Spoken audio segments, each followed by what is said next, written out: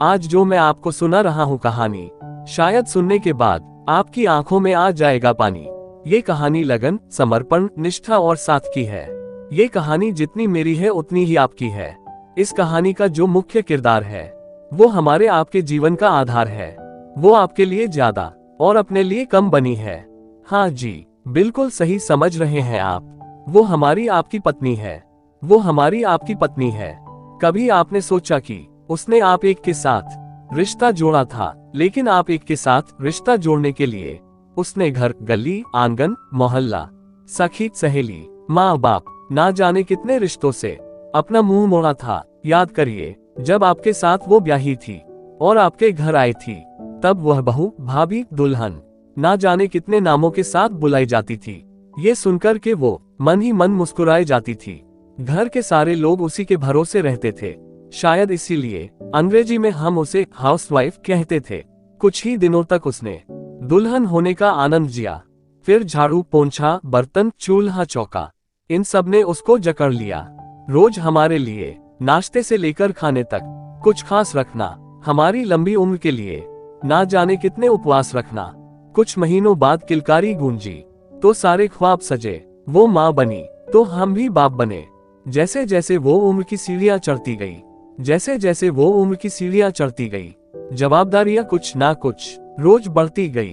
एक तरफ बच्चे पे नजर, दूसरी ओर मैं ऑफिस के लिए लेट ना हो जाऊं, इस बात का डर, सब कुछ बराबर हो, कुछ रह ना जाए, और इस बात पर भी ध्यान कि गैस पर रखा हुआ दूध कहीं बह ना जाए। घर वालों की फरमाइशों का चूल्हा जो एक बार जलता, घर वालों की फरमाइशों का चूल्हा जो एक बार जलता, तो कब सुबह, कब शाम, कब रात हो गई, उसे पता ही नहीं चलता। इन व्यस्तताओं के बीच समय का चक्र कुछ इतना तेजी से चला। मुन्ना कब मनोज हो गया, मुन्नी कब सुमन, पता ही नहीं चला। अब तक जो था प्यार, अब उसने अपना नाम बदल के रख लिया था तकरार। बेटे को लेकर के कहना कि कुछ ज्यादा ही मन बड़ा रखा है, तुम्हारे प्यार ने इसको सर पर चढ़ा रखा है। अब तो वो मुझे भी देने लगी थी ताना, अब तो वो मुझे भी देने लगी थी ताना। ऑफिस में ही रहा करो ना, 2-4 घंटे के लिए घर क्या आना। शादी के इतने दिनों बाद भी आज भी हमें सुनना पड़ता है। न जाने कौन सा पाप किया था जो आपके साथ ब्याह किया था। और ये तो रोज की थी कहानी। इतना जोर से कहना कि घर के सारे सदस्य सुन ले कि एक दिन बीमार होती हूँ ना, तो एक दिन बीमार होने पर किसी को कोई पूछता नहीं एक गिलास पानी, लेकिन जैसे ही उसे आपकी तबीयत खराब होने का होता आभास, आ करके बैठ जाती थी आपके पास।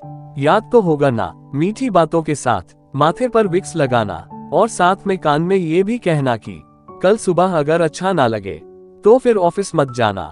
लेकिन एक दिन समय ऐसे मोड़ पर ले आता है जहां बदल जाता है जिंदगी का ताना बाना। थाली में रोटी रखते हुए उसका ये कहना कि बेटी जवान हो गई है, क्या अब लड़का भी मुझे ही ढूंढने होगा जाना। शादी तय हो जाने के बाद एक एक रुपया जोड़ना, पैसे कम पड़ने पर और खुद का कंगन तोड़ना। सब कुछ हो जाएगा, मुझे ढांढस बंधाना, सब कुछ हो जाएगा, मुझे ढांढस बंधाना। विवाह का गीत खुद रोते हुए गाना। याद तो होगा ना आपको ये गुजरा हुआ जमाना। कुछ समय बाद जब हम जवाबदारियों से मुक्त हो जाते हैं तो कुछ ज्यादा ही सब धर्म युक्त हो जाते हैं। उम्र के अंतिम पड़ाव पर हम बीमारियों के बीच जीने लगे हैं, बिना शक्कर की चाय पीने लगे हैं। लेकिन सच यह है कि जब तक हमारी आपकी पत्नी साथ है, चाय मीठी हो ना हो, जिंदगी में पूरी मिठास है। जबकि पत्नी के बारे में बहुत कम लिखा गया है, हर जगह माँ का ही गुणगान है। मैं मानता हूँ कि माँ महान है, लेकिन आपके जीवन में आपकी पत्नी का भी बहुत महत्वपूर्ण योगदान है।